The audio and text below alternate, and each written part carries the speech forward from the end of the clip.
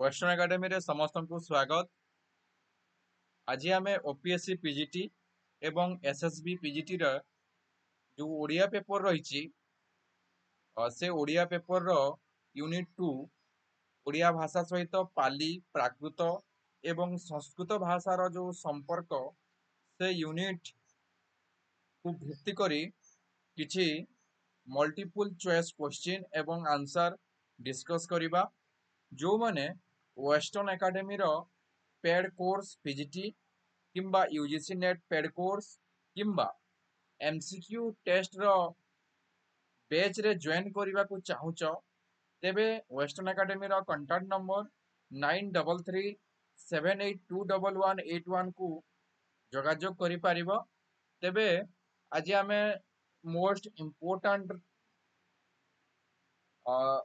10टी question देखिबा। आशा करी ए भिडियोटी तुमको निहाती हेल्पफुल हम। जो माने आमर पूर्व वीडियो देखी ना हो चाहिए से वीडियो तुम माने देखि पारिबो।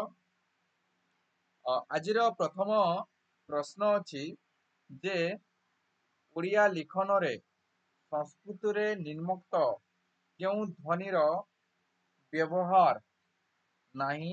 ऑप्शन ए, ऑप्शन बी लू, ऑप्शन सी दीर्घऊ, ऑप्शन डी दीर्घई। ई प्रथम क्वेश्चन रो तार आंसर होची पिला माने ऑप्शन बी।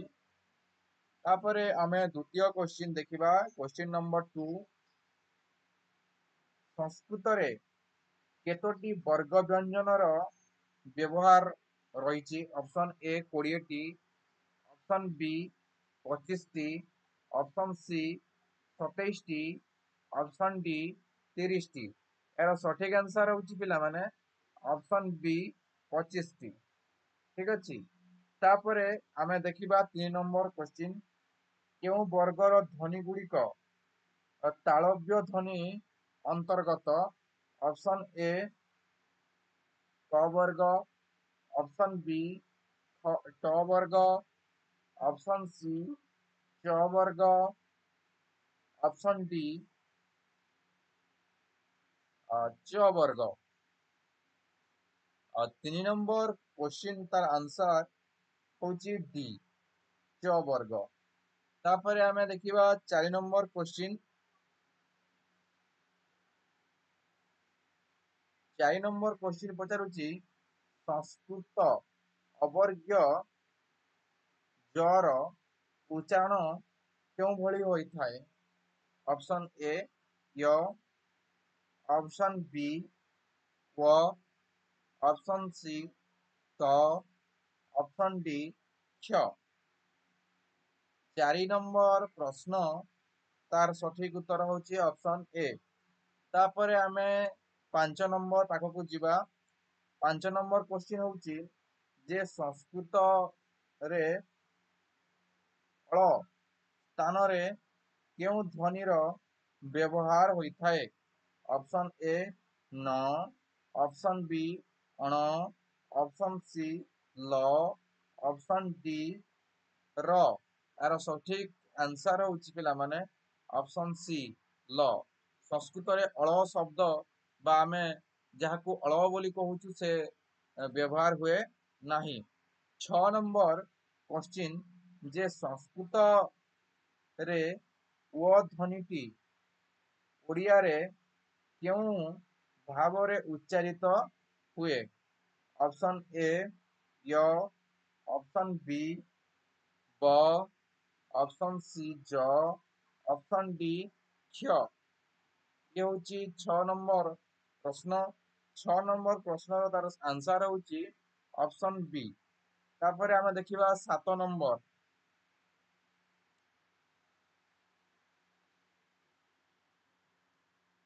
7 नंबर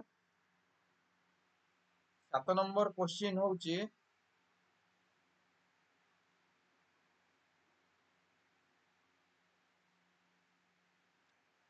संस्कृत रे ବ୍ୟବହୃତ କେଉଁ ସବୁ ସଂସ୍କୃତରେ ବ୍ୟବହୃତ କେଉଁ ସବୁ ଧ୍ୱନିଟି ଓଡ଼ିଆରେ ବ୍ୟବହାର ହୁଏ? ଅପସନ୍ ଏ ଅ, ଅପସନ୍ ବି ଐ, ଅପସନ୍ ସି ର, ଅପସନ୍ ସି ଔ। 7 ନମ୍ବର କ୍ୱେଶ୍ଚିନ୍ର ଆନ୍ସର ହେଉଛି ଅପସନ୍ ଏ। ତାପରେ ଆମେ 8 ନମ୍ବର ପାଖକୁ ଯିବା। 8 ନମ୍ବର କ୍ୱେଶ୍ଚିନ୍ ହେଉଛି ଯେ ଅଙ୍କୁଶ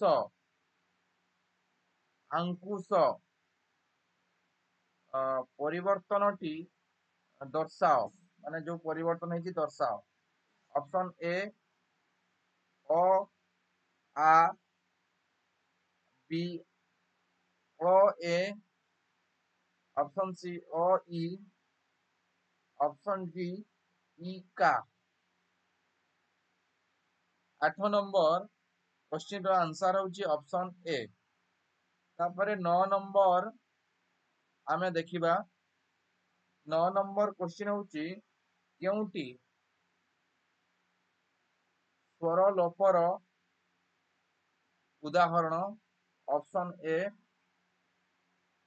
ଅଲାବୁ, ଲାଭ, ବି ପ୍ରାନ୍ତର, ଅପନ୍ତରା, ଅପସନ୍ ସି ମର୍ମ, ମରମ, ଅପସନ୍ ଡି ରତ୍ନ, ରତନ। এটা ଆନ୍ସର ହେବା ଅପସନ୍ ଏ। ତାପରେ ଆମେ 10 ନମ୍ବର କ୍ୱେଶ୍ଚିନ୍ ପାଖକୁ ଯିବା। 10 ନମ୍ବର କ୍ୱେଶ୍ଚିନ୍ ହେଉଛି କିରତି ପରିବର୍ତ୍ତନର ପ୍ରକ୍ରିୟାଟି ଦର୍ଶାଅ। ଯୋଉ କୀର୍ତ୍ତିରୁ କିରତି ହେଇଛି, ଏଇ ପରିବର୍ତ୍ତନର କୋଉ ପ୍ରକ୍ରିୟାରେ ହେଇଛି ସେ ପ୍ରଶ୍ନ ପଚାରିଛି। ଅପସନ୍ ଏ ସ୍ୱରାଗମ, ଅପସନ୍ ବି ସ୍ୱର ଲୋପ, ଅପସନ୍ ସି ସ୍ୱର ବିପର୍ଯ୍ୟୟ, ଅପସନ୍ ଡି ସ୍ୱର ସଂଶ୍ଳେଷ। ଏହାର ସଠିକ ଆନ୍ସର ହେଉଛି ସ୍ୱରାଗମ। ଏଠି ଗୋଟେ ଶବ୍ଦ ଆସିଛି। ଠିକ ଅଛି, ତ ଆଜିର 10ଟି କ୍ୱେଶ୍ଚିନ୍ ଥିଲା। ଆଉ ଗୋଟେ ଭିଡିଓରେ ଆଉ 10ଟି କ୍ୱେଶ୍ଚିନ୍ ଆମେ ଦେଖିବା।